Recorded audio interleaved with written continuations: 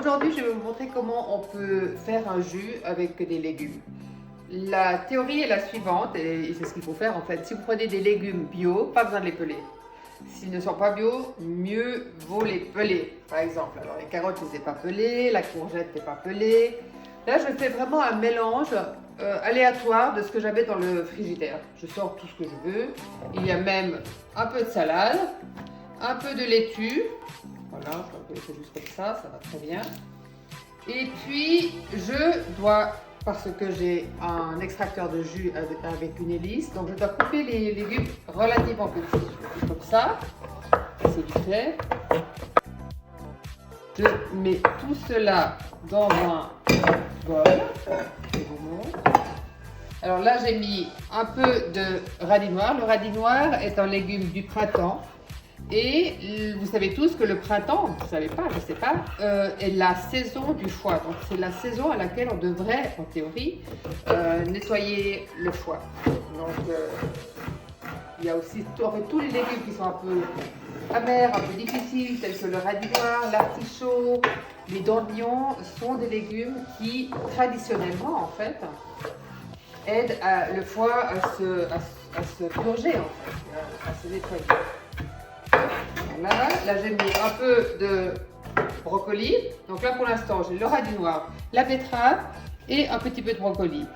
L'idée est aussi de toujours essayer de mettre plusieurs couleurs parce que chaque couleur en fait traduit la présence dans le légume d'un certain type de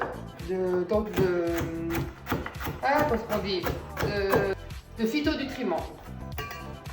Par exemple, on sait que la tomate a de la lycopène, c'est pas un meilleur exemple. La carotte a beaucoup de bêta-carotène. Les légumes verts ont énormément d'antioxydants. Enfin, voilà. Donc, il faut essayer de varier les couleurs. Là, j'ai un tout petit morceau de brocoli que je mets dedans tel quel. Voilà. Je vais mettre une branche de céleri. Voilà, un petit morceau aussi. Alors, faites attention en coupant, ne le faites pas forcément comme je le fais moi. Hein. Prenez le temps de le faire. Là, j'ai un petit morceau de navet.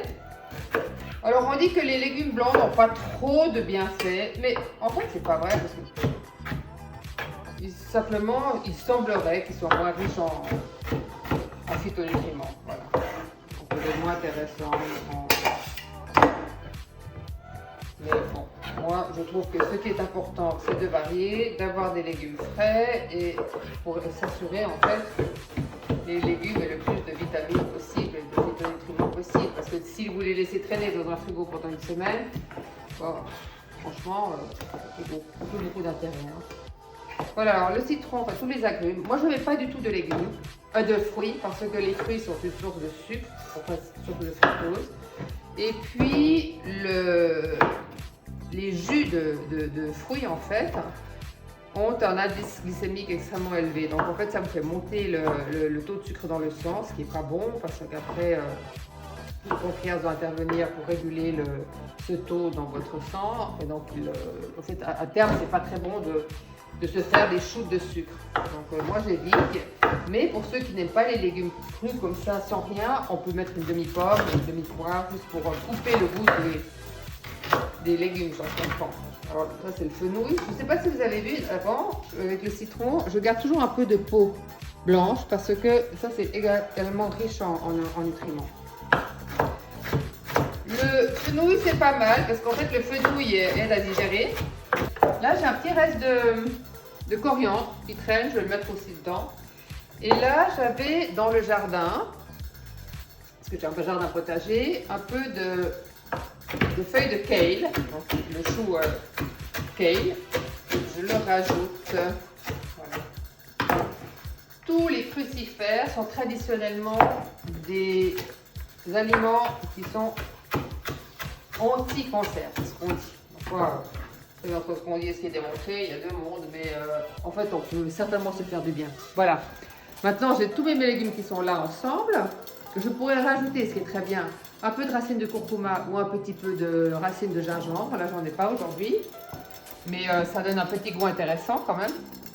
Voilà, alors ça c'est ce qu'on appelle un extracteur de jus. Ce n'est pas exactement comme une centrifugeuse parce qu'en fait on perd un peu moins de matière qu'avec la centrifugeuse. Et avec la matière qui reste, on pourrait faire des galettes à manger, comme du pain. On fait des petites galettes qu'on fait sécher ensuite. Mais ça, ce sera pour une autre vidéo. Donc voilà, j'allume et je fais peu à peu passer tous les légumes que j'ai coupés dans mon extracteur de jus.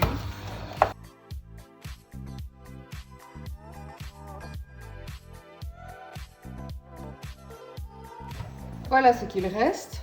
Alors là, vous avez la pulpe en fait et le reste, et qui sont que des fibres. En réalité, les fibres sont très importantes parce qu'elles nourrissent le côlon, elles nourrissent les bactéries qui sont dans le côlon, ce qu'on appelle maintenant le microbiote. Mais l'avantage de faire du jus, c'est qu'en fait, il est extrêmement vite assimilé. Il ne demande pas de travail, si vous voulez, à votre intestin, très peu. Et donc, les nutriments passent très vite. En théorie, ce serait mieux d'avoir les fibres avec le jus. Alors là, il faudrait faire un smoothie, je vous le montrerai dans une autre vidéo. L'idée est de toujours varier ce que vous prenez. Ne faites pas tous les jours les mêmes jus. Vous pouvez bien sûr faire des monojus, c'est-à-dire mettre que de la carotte et un petit peu de citron par exemple, ou céleri et carotte, ça va très bien ensemble aussi. Après, c'est une question de goût, mais il faut quand même éviter de mettre que carotte et betterave par exemple, parce que c'est quand même assez riche en sucre. Donc, il faudrait essayer de le compenser avec un peu de céleri ou avec du fenouil qui est un peu plus moins sucré en fait. Voilà, et qui touche moins la glycémie dans le sang. Voilà, maintenant c'est comme ça. Alors là, la couleur n'est pas belle parce que j'ai mis de la betterave dedans et du vert, donc ça fait des couleurs épouvantables. Cheers. Mais on peut faire des choses mieux. Hein. Un qui est très bon d'ailleurs, c'est, et là je vais vous encanailler, vous faites céleri, fenouil, concombre et vous mettez une toute petite goutte de pastis dedans. Ça fait un très bon apéritif. Voilà. Cheers.